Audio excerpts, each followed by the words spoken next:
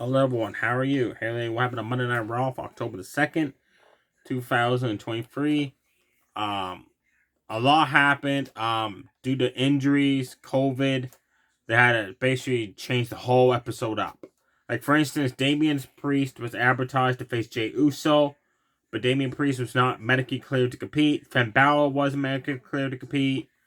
Jey Uso couldn't compete. Cody Rhodes, apparently.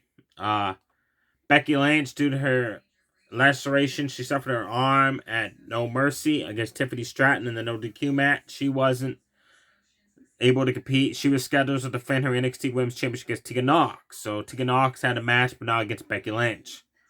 So Raw opened up with the return of Rhea Ripley. She came out like a freight train, just running right for Nia Jax, who was in the ring, beating up Shayna Baszler, Miguel Rodriguez. Then Miguel Rodriguez, has history of Rhea Ripley, so she went after Rhea. So Rhea really didn't get no payback on Nia Jax, and officials took Nia Jax, Miguel Rodriguez, and Shayna Baszler to the back. Rhea Ripley stayed in the ring, and she called out Judgment Day. Damian Priest and Dominic came out, and she said, "I was not happy." She said, "The weeks I was off, what happened? Dom, you lost your North American Championship at No Mercy." Then you find out Damian Priest was supposed to be at No Mercy, but he no-showed the event. And he said, Dominic could have handled it. I had better things to do. So that caused a lot of tension right there. So Rhea Ripley said, looks like someone has to step up to be the leader of Judgment Day. And Damian Priest said, yeah, somebody should be. And he was referring to himself, right? Rhea Ripley said, I'm going to be the leader of Judgment Day. She'd be a great leader for Judgment Day, I think. Let me know in the comment sections if you think of anybody to lead Judgment Day. Does Rhea Ripley see the best fit for it, or should it be Damian Priest, or maybe Dominic, Finn Balor, JD Madugo? I vote for Rhea Ripley to be the leader of Judgment Day. She said that she went to HBK and she got her man Dominic a rematch for the North American Championship tomorrow night on NXT against Trick, and she told Damian, and then JD McDougal showed up and told them to make sure he leaves as champion. And she looked Dom. She said, if you don't come back with that title, you're out of Judgment Day. And Dominic's face was like, he just dropped. His jaw just dropped, right? Because she's just taking over. And then she said, Finn Balor ain't clear to compete until Saturday. She said, at Fastlane, that's fine. Then Jey Uso came out and he said, well, since I can't face Damian Priest and I can't fight anybody, I just want to fight someone, basically. That was weird. How you said it. So Dominic said, I'll face you. Damian's like, okay. Jay super kicked Dominic down, and JD McDougal attacked Jey Uso. Cody Rhodes made the save, and at Fastlane, Cody and Jay is going to challenge Damian Priest and Finn Balor for the tag team titles, and it's been announced that this Friday on SmackDown, since they're in Pennsylvania, which is where Fastlane's going to be, Damian Priest, Finn Balor, Judgment Day, the whole entire group, and Jey Uso and Cody Rhodes are scheduled to be on SmackDown. I'm curious if Jay and Jimmy's going to have a thing in the ring. And I'm thinking they might be leading to an 8-man tag. Like, I'm thinking you're going to see John Cena, LA Knight, Jey Uso, and Cody Rhodes versus Damian Priest, Finn Balor, Jimmy Uso, and Solo Sikoa, an 8-man tag main event on SmackDown. Calling it now. If not, I'll be shocked because all that talent's going to be there. So basically, that was the opening segment for Raw that lasted like a half an hour. The opening match for Raw was Alpha Academy against Imperium. Ludwig and Chad Gable did back and forth amateur style wrestling takedowns, reversal holds. Then Ludwig tagged at Da Vinci, who just uppercut floored Chad Gable. Then he picked him up, do a second uppercut. Chad Gable ducked it, applying the ankle lock submission, and tagged in Otis. Otis got in. Da Vinci quickly got out of the ankle lock and tagged in Ludwig. Ludwig ran at Otis. Otis picked him up. World's Strongest Slam. Caterpillar. Went up on the top rope to do the Vader Bomb. Da Vinci tripped him off the top rope. And Ludwig quickly pinned Otis for the 1-2-3. And Imperium quickly took off up the stage before Chad Gable realized what had happened.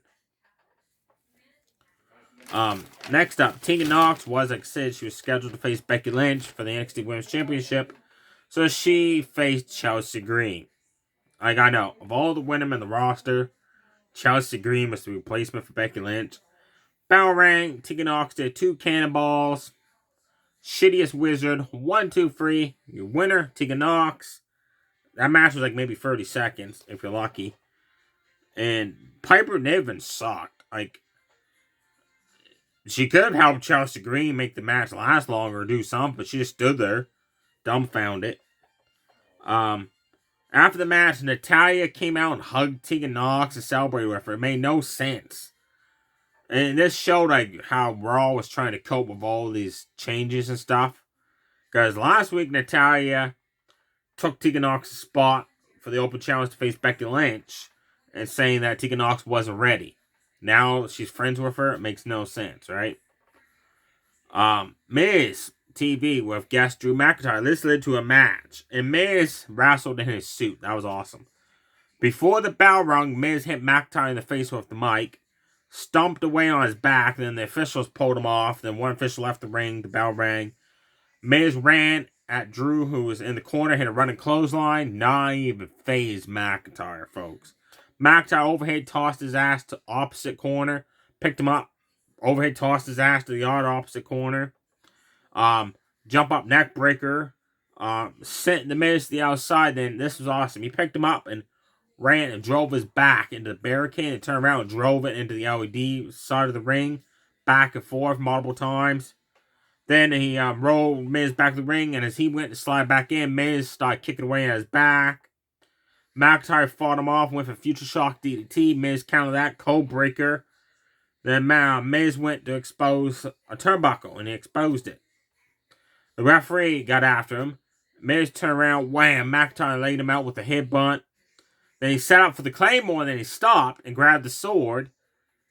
And the referee took the sword away from McIntyre, and as that was going on, McIntyre took Miz, snake eyes into the exposed turnbuckle, Future Shock DDT, 1, 2, 3, the winner, Drew McIntyre. So, again, it's just showing more heel of McIntyre.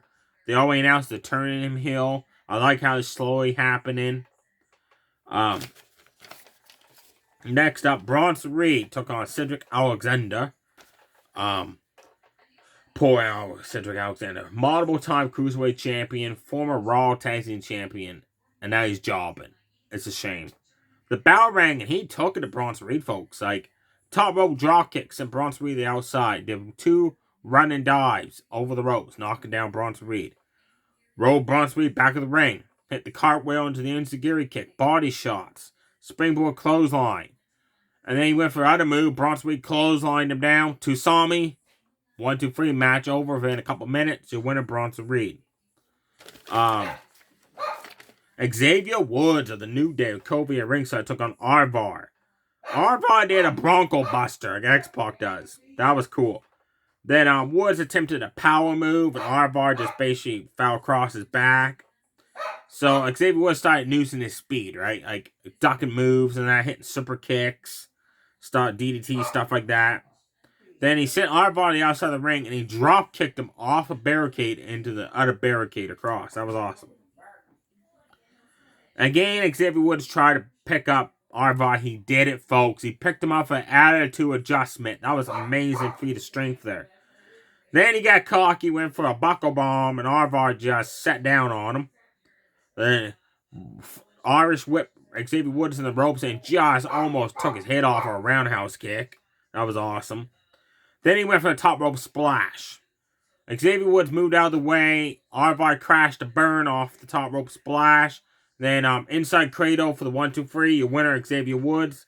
After the match, Kofi Kingston was in celebrating with Xavier. Then Arvar just laid out both members of New Day with roundhouse kicks. Powerbomb Kofi on top of Xavier Woods. Then deliver a top rope moonsault on both members of New Day that were stacked on top of each other. I love this rivalry with Arvar and the New Day. Hope Eric gets better soon so he's added into the mix. Next week on Raw, it's going to be Kofi Kingston versus Arvar in a Viking Rules match. So you're going to see Shields and the Viking ship at ringside. That should be one heck of a good match. Your main event on Raw, like I said, was supposed to be Damian Priest and Jey Uso, but due to medical reasons, they couldn't compete. So, Walter and Ciampa signed a contract to face each other for next week on Raw for the Intercontinental Championship. So, this was the other change.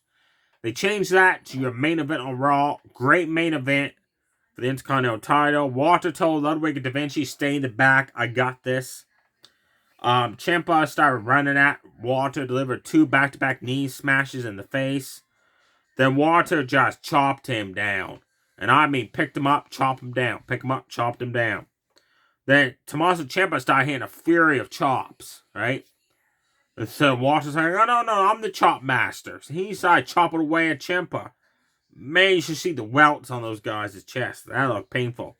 Ciampa ran across the ropes, got a big boot right in the face.